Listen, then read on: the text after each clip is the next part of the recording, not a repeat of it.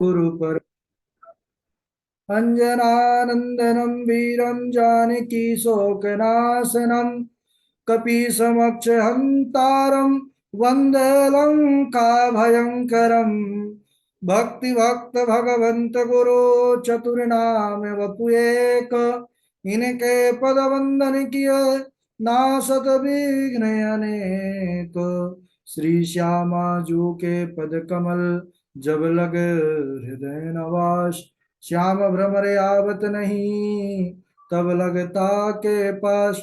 बोले वृंदावन बिहारी लाल की जय। भागवत महापुराण की जय। सुखदेव भगवान की जय। परम मंगल में परात्पर अखिलेश्वर अचिंत कल्याण गुणगण निधान सर्वेश्वर सर्वाधिपति अकारण करुणा वरुणालय अकारण करुणाकारक सकल जन कल शापहारक परात्पर पर ब्रह्म सच्चिदानंद स्वरूप परमपिता परमात्मा श्री राधा गोविंद सरकार राधा रमण बाधा हरण श्री बांके बिहारी लाल का यह वांग में शब्द में विग्रह श्रीमद् भागवत महापुराण कोटि कोटि नमन कोटि कोटि प्रणाम। इस परम पावन पुराण ग्रंथ परम हंसियों की पावन संहिता को परमाराध्य नंदन नंदन यशोदा नंदन वृज रंजन देवकी नंदन श्याम सुंदर श्री कृष्ण के पाद पद्मों पर कोटि नमन नतमस्तक वंदन एवं अभिनंदन। उनकी आह्लादनी शक्ति प्राण प्रिया जगत वंदनी वृषभानुनंदनी भासुती जगदीश्वरी बरसाने वाले श्री किशोरी जू के पावन चरणारविंदों पर कोटि प्रणति। समस्त भूतादिक सिया राम मैं सब जग जानी करहूँ प्रणाम जोरे जुग पाए। हम सबका यह परमो सौभाग्य कि श्रीमद् भागवत साप्ताहिक कथा सीखने का सदसंकल्प विचार लेकर के हम और आप सब इस भागवती गंगा पर गोता लगाने का लाभ प्राप्त कर रहे हैं। जीवन में ऐसा अवसर ऐसा क्षण बड़े ही कृपा के बाद प्राप्त होता है भगवान की, और हम सब उसी कृपा के पात्र बने हुए हैं।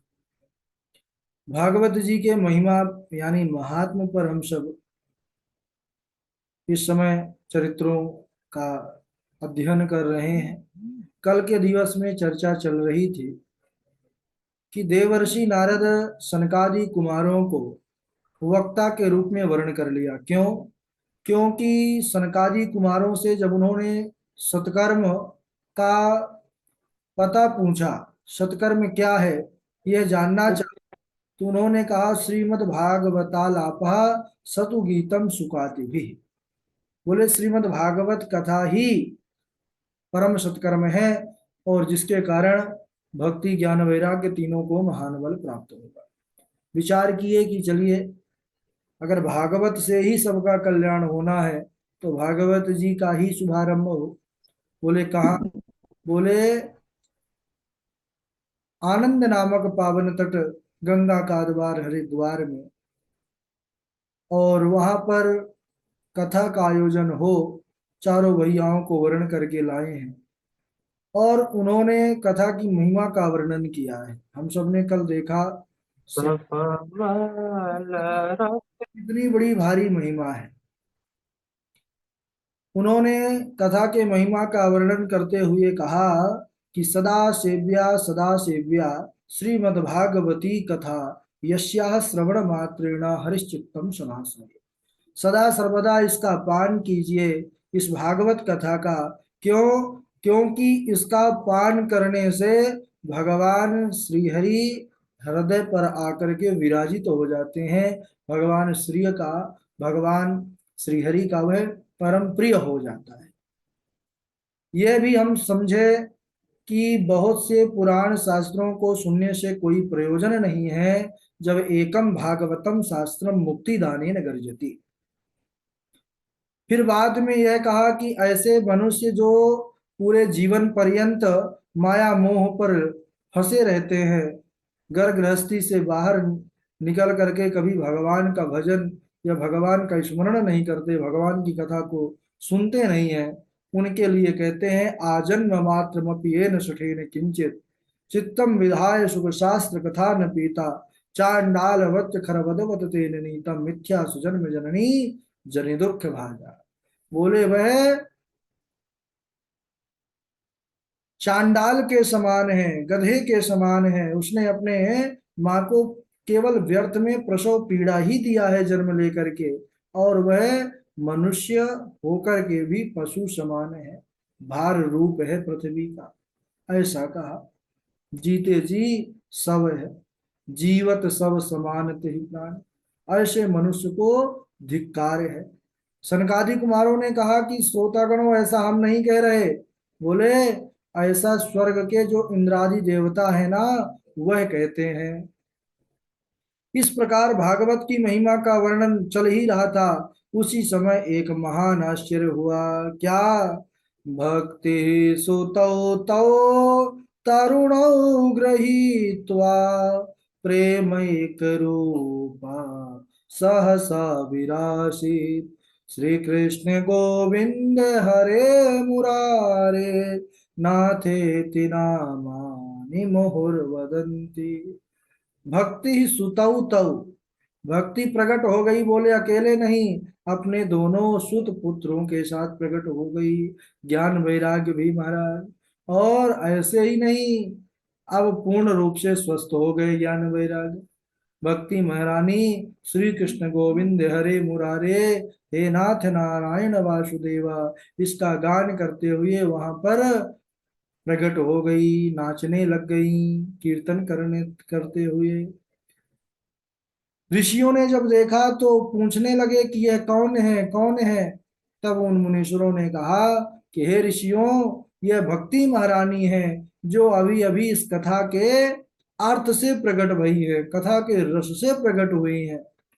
भक्ति महारानी ने मुनीश्वरों से निवेदन किया है कि हे महाराज, कलिकाल में मैं जीर्ण हो गई थी, मुझे पाखंडियों ने नष्ट भ्रष्ट कर दिया था, लेकिन आज आपने कथा के रस से मुझे पुनः पुष्ट कर दिया है। अब यह बतलाइए, क्वाहम तुतिष्ठाम धुना ब्रुवन्तु, मैं कहाँ पर आसन ग्रहण करूं, कहाँ विराजमान हो, मुझे बैठने का कोई स्थान बतलाइए, कहाँ पर रहूं।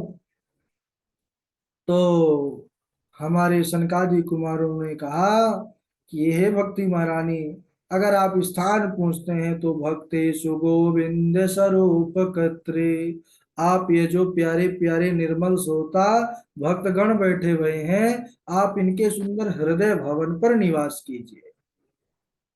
बोले क्यों?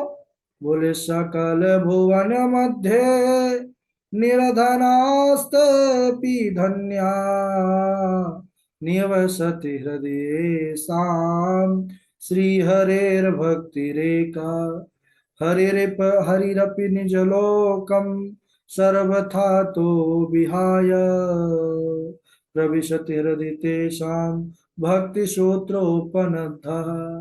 सकल भुवन मध्य निर्धनास्तेपि धन्या, बोले संपूर्ण भुवन में वह निर्धन होकर के भी परम धनवान है। बोले कौन? निवसति हृदय शाम श्री हरिर भक्ति एका, जो भगवान श्री हरि की परम प्रिय भक्ति है, जिसके हृदय पर, जिस मनुष्य के हृदय पर भक्ति है ना, वह सबसे बड़ा धनाढ्य है, सबसे बड़ा धनी है। क्यों धनी है? बोले उसी भक्ति के चलते ही हरिरपि निजलोकम सर्वथा तो विहाय, श्री हरि अपना वैकुंठ निज लोक छोड़ करके और भक्तों के हृदय में आकर के विराजित हो जाते हैं। बोले भगवान बंधना स्वीकार करते हैं, लेकिन भगवान को बांधने के लिए हम संसारिक रूपी कोई भी धागा या रस्सी का उपयोग नहीं कर सकते। तो किससे बंधते हैं भगवान? बोले भक्ति सूत्रोपनद्ध, भगवान को बांधना नहीं पड़ता। अब भक्ति करने लग जाइए तो भगवान आपकी भक्ति रूपी सूत्र से स्वयं को बांध लेते हैं। भगवान ने कहा कहीं मैं चला ना जाऊं, इसलिए अपने आप को भक्ति के रूपी सूत्र में बांध लेते हैं और भक्त के हृदय भवन पर ही बैठ जाते हैं। यह भगवान की लीला। इसके बाद देवर्षि नारद ने भक्ति ज्ञान वैराग्य की तरुणावस्था को देखा तो कहने लगे, वाह महाराज, आज मैंने प्रत्यक्ष भगवान भागवत की अलौकिक महिमा को मैंने देख लिया। ये वही ज्ञान वैराग्य हैं जिनको मैंने वेद वेदांत घोषैश्च गीता पाठैर मुहुर्मुहुः बहुत यत्न किया था फिर भी स्वस्थ नहीं हुए, लेकिन धन्य है भागवती कथा कि आज यह भी महाराज नृत्य कर रहे हैं। अब यह बतलाइए कि इस भागवत कथा से कैसे कैसे लोग पवित्र हो जाते हैं, कैसे कैसे लोगों का उद्धार होता है। तो के विशुद्ध्यन्ति वदन्तु मह्यम, मैं सुनना चाहता हूँ। तब नारद जी के वचनों को सुन करके सनकादि चारों भैया प्रसन्न भये, कहने लगे कि हे नारद जी, कैसे कैसे लोग पवित्र हो जाते हैं ये बात तो छोड़िए। अब इस यह श्रवण कीजिए कि जो मनुष्य सदा केवल पाप कर्म ही करता रहा हो, हे मानवाः पाप कृतस्तु सर्वदा सदा दुराचार्य रता विमार्गगा क्रोधाग्निदग्धा कुटिलाश्च कामिनः सप्ताह यज्ञेन कलौ पुनन्ति ते। ए मानवाः पाप कृतस्तु सर्वदा, जो मनुष्य सदा सर्वदा पाप कर्म में ही रत रहता हो और सदा दुराचार रता विमार्गगा, दुराचारी हो, कुमार्गगामी हो, क्रोधाग्नि दग्धा, क्रोध रूपी अग्नि में जलता रहता हो, दग्ध हो रहता हो, कुटिल भी हो, कामी भी हो, बोले ऐसे जीव मनुष्य भी सप्ताह यज्ञेन कलौ पुनन्ति ते, बोले कलिकाल में ऐसे मनुष्य को भी ये भागवत की कथा पावन करने वाली है, शुद्ध करने वाली है। बोले हम ये ऐसे ही नहीं बता रहे बात, इस विषय में हम आपको एक पुराना इतिहास सुनाते हैं जो इस श्लोक को चरितार्थ करता है। वह पावन आख्यान का वर्णन करने लगे सनकादि कुमारों ने प्रारंभ किया है। बड़ा सुंदर आख्यान है और हम सब सुने ही है प्रायः, लेकिन आइए पुनः हम सब उसको एक बार श्रवण करते हैं। बोले कि ऐसा पावन इतिहास जिसके सुनने मात्र से सब पाप नष्ट हो जाते हैं। एक नदी है जिसका नाम है तुंगभद्रा। तुंगभद्रा नाम नदी के तट पर एक नगर है जिसका नाम है उत्तम नगर। नाम उत्तम नगर है और वहां पर जो रहने वाले हैं वह सब भी अपने अपने धर्म का पालन करने वाले हैं, सब उत्तम लोग ही निवास करते हैं। उसी उत्तम नाम के नगर में एक आत्मदेव नाम के ब्राह्मण है और ब्राह्मण वह बड़े विद्वान हैं, श्रौत स्मार्त कर्मों में बड़े स्नात में हैं और कर्म कांड जितना भी वैदिक हमारा वांग्मय है सब उनको सम्यक रूप से आता है। वह ब्राह्मण बड़े धनवान हैं, भगवान की कृपा से कोई कमी नहीं है, लेकिन फिर भी वह भिक्षावृत्ति से जीवन यापन करते हैं। उनकी पत्नी का नाम धुंधली। अच्छा, धुंधली कौन है? बोले धुंधुम अज्ञानम कलहम लाती आशा धुंधली, जो अपने अज्ञानता से कलह करे, कलह घर में लाए और सबको दुखी कर दे अपने कुछ कर्मों के कारण, वह है धुंधली। यानी अगर हम भी कलह कर रहे हैं, हमारे अंदर भी वह बुद्धि बनी हुई है, दूसरों को कष्ट देते हैं, दूसरों को लड़ाई झगड़ा करवाते हैं, तो हम सब भी धुंधली हैं महाराज, धुंधली से बाहर नहीं है। और वह धुंधली नाम जैसा था वैसा काम था, लड़ाई झगड़े में लगी रहती थी। ऐसा नहीं था कि वह उत्तम कुल से नहीं थी, वह भी उत्तम कुल से थी, बड़ी सुंदर थी, लेकिन सदा अपनी ही बात मनवाने में लगी रहती थी। लेकिन पंडित जी हमारे शांत थे, ब्राह्मण देवता आत्मदेव जी। तो क्या होता है, अगर एक शांत हो, एक थोड़ी उसका वेग बहुत ज्यादा हो, क्रोधावेश में रहता हो, लेकिन एक शांत है, एक थोड़ी क्रोध में है, तो बराबर गाड़ी चल जाती है। लेकिन दोनों क्रोधी फंस गए तब दिक्कत हो जाती है, खटपट शुरू हो जाती है। हमारे आत्मदेव जी महाराज ये परम शांत है, इसलिए गाड़ी चलती रही। अब दोनों पति पत्नी ने संतान की इच्छा से अनेकों धार्मिक अनुष्ठान किए, परंतु इनको संतान ना हुई। तो जीवन में सब सुख होते हुए भी संतान ना होने से महाराज के जीवन में यह दुख घर कर गया। अब पंडित आत्मदेव जी विचार करने लगे कि मेरे घर में कोई संतान नहीं है, ऐसा गृहस्थ आश्रम किस कार्य का, किस काम का। और वो एक दिन इतना दुखी हो गए कि वह घर छोड़ करके वन में चले गए। वन में गए, मध्याह्न काल का समय था।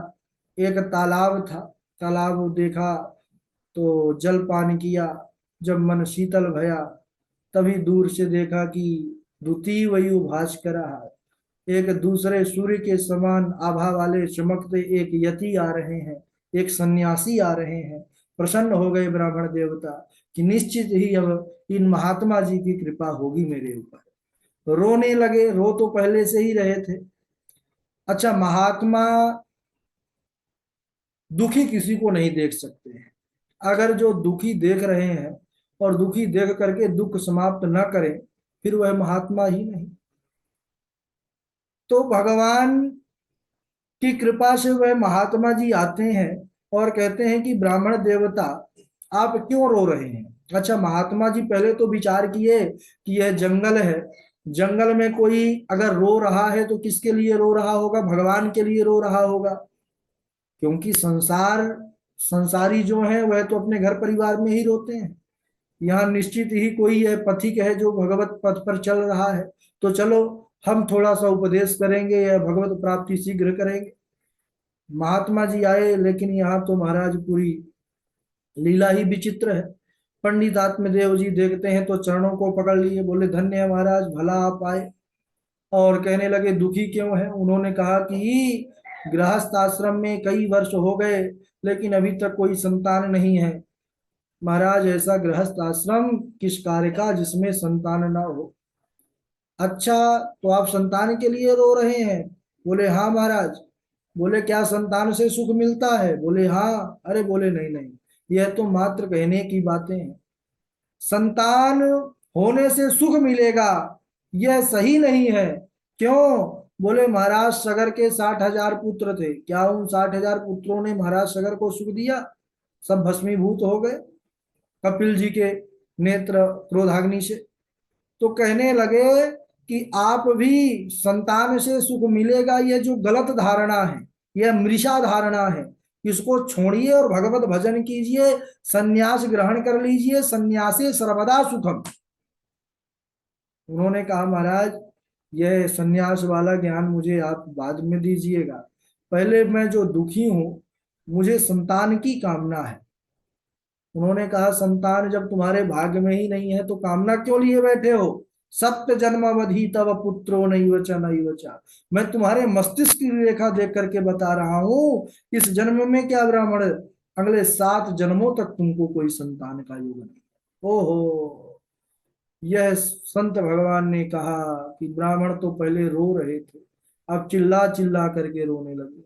अरे बोले महाराज आपने तो मुझे मार ही डाला, जिंदा मार डाला। क्यों।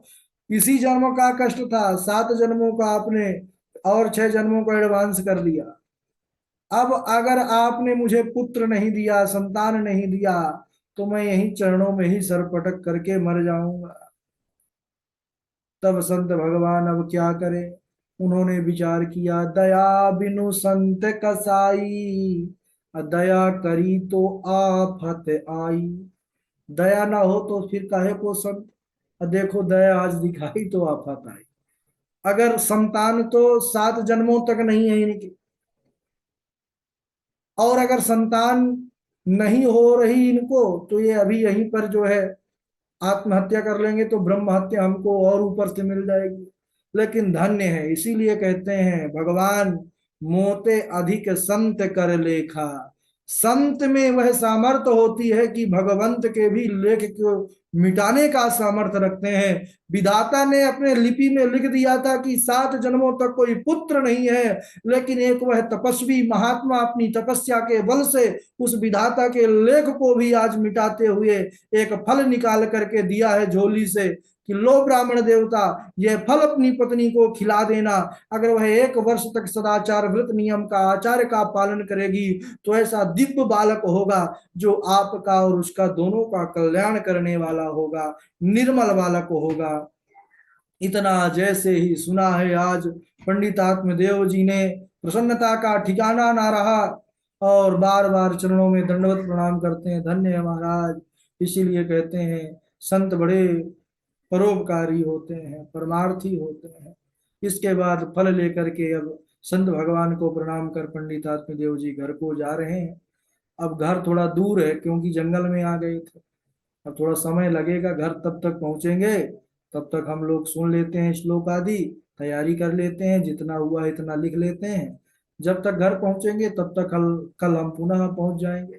उसके आगे का वर्णन करेंगे कि घर पहुंच करके क्या किया फल का। धुंधली को दिया तो धुंधली ने क्या किया, वैसे कथा कहानी तो पता है, लेकिन फिर भी चर्चा करेंगे। बोले वृंदावन बिहारी लाल की जय। चलिए बारी बारी से श्लोक सुनाइए। सबसे पहले श्लोक हमारे गणेश झा जी हैं, डॉक्टर हृदय शर्मा जी हैं, सुनील शर्मा जी हैं, मंजू शर्मा जी हैं, आदित्य गौतम जी हैं, पूर्वी किशोरी जी हैं, मेघनाथ चक्रवर्ती जी हैं, आशु कश्यप जी हैं, गौरव तिवारी जी हैं, सुष्मिता त्रिपाठी जी हैं, निशांत जी हैं, ईसा तिवारी हैं, जयनाथ त्रिपाठी जी हैं, आचार्य रुद्रपुर जी हैं, वैष्णवी तिवारी हैं, हर्षिता जी हैं, चेतना देवी जी हैं, राघव जी हैं, अजय चौबे जी हैं और रवि तिवारी जी हैं। चलिए जो हमको दिख रहा था सीरियल वही नंबर बोल दिए, प्रारंभ करिए। प्रभाकर आचार्य जी भी हैं। राधे राधे गुरु जी। हाँ राधे राधे। को सुधा को कथा लोके को काच को मनिर महान ब्रह्मरातो विचार्य तदा देवान जहास जत फलम नास्ति तपसा न योगेन समाधिना तत्फलम लभते सम्यक कलौ के सब कीर्तनात्। राधे राधे गुरु जी। बहुत सुंदर झा जी। डॉक्टर साहब सुनाएंगे। राधे राधे गुरु जी, प्रणाम। राधे राधे गुरु जी। हाँ। वेदोपनिषदाम सारा जजाता भगवती कथा गंगा द्वारे समीपे तु तट मानंद नाम कह तत्व गंगा यमुना त्रिवेणी गोदावरी सिंह सरस्वती जय बसंति सर्वाणि तीर्थानि तत् याचतम द्वारका प्रसंग सदा सेव्या श्रीमद्भागवती कथा यस्या श्रवण मात्रेण हरिचित्तम समाश्रेत हरिचित्तम समाश्रेत। राधे राधे गुरु जी। ठीक है, पूर्वी सुनाइए आप।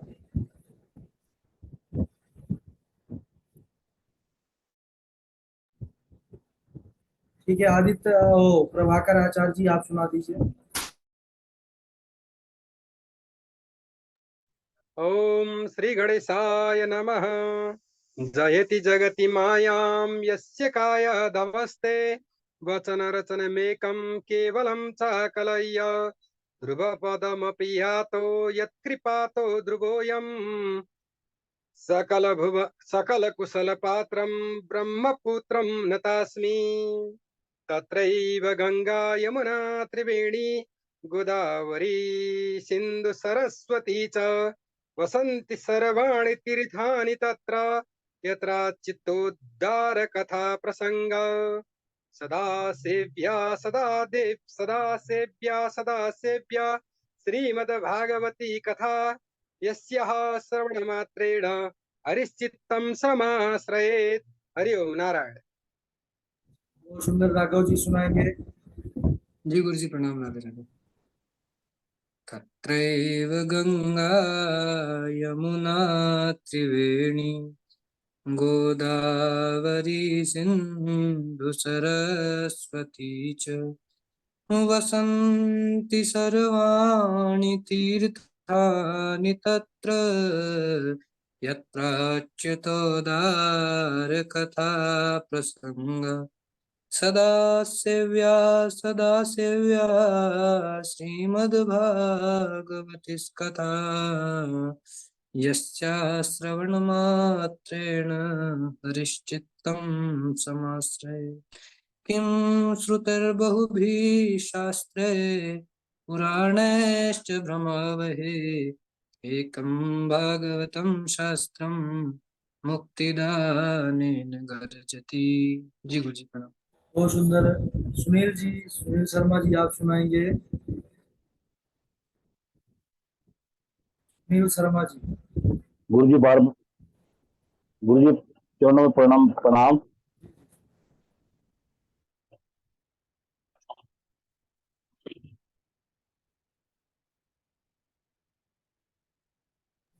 आवाज आ रही गुरु जी? हाँ, आ रही है, सुनाइए सुनाइए। हाँ जी।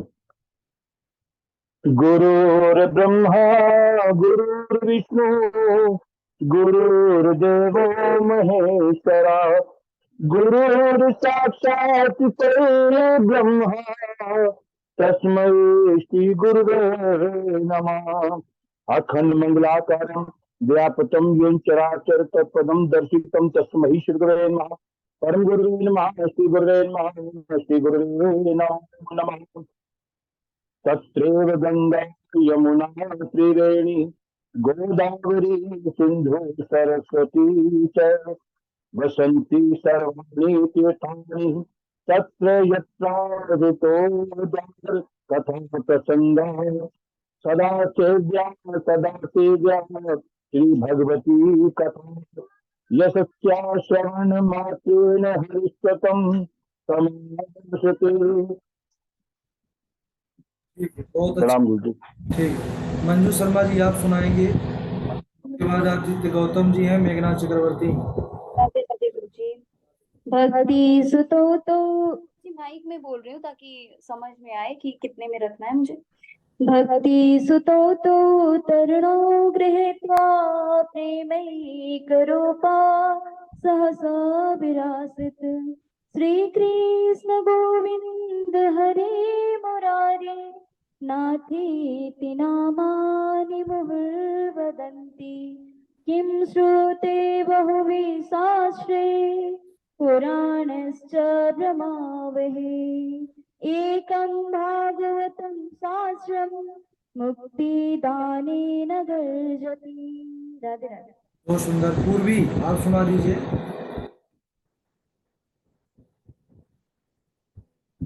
आदित्य गौतम जी सुना दें, मेघनाथ चक्रवर्ती जी हैं। राधे राधे गुरु जी। आइए, राधे राधे। आश्यते सर्ववेदेषु गीयते नारदादिभिः वदन्ति त्रिषु लोकेषु तरन्ति भवसागर भाकीर्तिवाचको शब्द गाकर ज्ञानवाचक वकार वैराग्य दक्षेव तकार संते तारक स्वर्गस्य प्रतिस्वर्गस्य वंशो मन्वन्तराणि च वंशाय चरित्रं चैव पुराणं पञ्चलक्षणं सच्चिदानन्दरूपाय विश्वोत्पत्त्यादिहेतवे तापत्रय विनाशाय श्रीकृष्णाय वयं नमः। राधे राधे गुरु जी। बहुत अच्छा। आदित्य गौतम जी हैं, आशु कश्यप जी हैं, गौरव तिवारी जी हैं। तुरंत आप लोगों का, जितने लोगों को नाम लिए ना, उसमें से कोई चालू कर लिया करिए। राधे राधे गुरु जी। नाम संकीर्तनम यस्य सर्व पाप प्रणाशनम प्रमा